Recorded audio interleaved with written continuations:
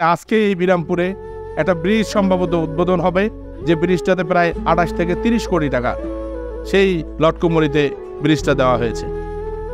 খানপুরে ন্যারেশনের bridge, খানপুরে রাস্তা উদ্বোধন করবো এখন থেকে, এখান থেকে যাই।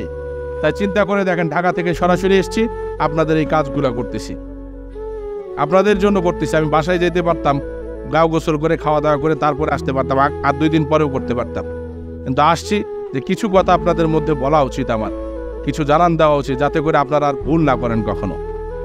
আমি বংশের কথা প্রথমে বলেছিলাম, আমার মরহুম পিতা কেমন মানুষ আপনারা জানেন, আমি কেমন মানুষ এটাও দিওড়ের মানুষ খুব ভালো করে আপনারা বিরামপুরের মানুষ জানে আমি কেমন মানুষ। আমি অন্তত পক্ষে আর কিছু হচ্ছে মানুষ অন্তত পক্ষে বলতে পারবেন না যে এমপিত্ব না আমার অন্তত পক্ষে সর্বনাশ হয়ে গেছে।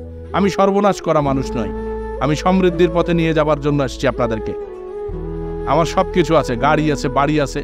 ঢাকা তনকে একটা গাড়ি থাকে, এই যে গাড়িটা ঢাকার থাকা মোর শেখ হাসিনা কিনে দিছে, তোমরা ভোট দিচ্ছেন দেখে ওই গাড়িটা পাইছো। ওই গাড়ির দাম এখনকার বাজারে কমপক্ষে 8 কোটি টাকা দাম, ওটা 50 লাখ টাকা না 60 লাখ টাকা পাওয়া গেছে। 2টা গাড়ি, আব্বা এক সময় মোটরসাইকেল একটা কিনে দিত না। প্রতিটা দিন আমার এই কথাটা মনে হয়, প্রত্যেক দিন, এমন কোনো দিন নাই ওই গাড়িতে উঠলে যখন আমার ছেলেরা থাকে সঙ্গে, আমার প্রত্যেকটা দিন এই কথাটা স্মরণ হয় যে অ্যাক্সিডেন্ট করবো দেখে আমার আব্বা একটা হুন্ডা কিনে দেয় নাই। আর মানুষকে ভালোবাসলে আল্লাহ কতটুকু সম্মান দেয়, যে আমি সত্যিকার অর্থেই এখন এই যে কত কোটি কোটি টাকা দামের গাড়ি আমার জনগণ আমাকে ভোট দিয়েছে, আমি সেই গাড়িতে, বিলাসবহুল গাড়িতে, এই পাকা রাস্তা কাঁচা রাস্তা সব ভাঙিয়ে চুরি নিয়ে বেড়াই কেন জানেন? সুযোগ যদি কখনো পাই, পাগলা জোগলা সবাইকে কিন্তু এই গাড়ি তুলি আমি যেখানে সুযোগ পাই। কারণ এই ভোট, এই গাড়িটা তো হলো জনগণের গাড়ি, এই গাড়ি আপনাদের গাড়ি, এই গাড়ি আমার একক পৈতৃক সম্পত্তি নয়।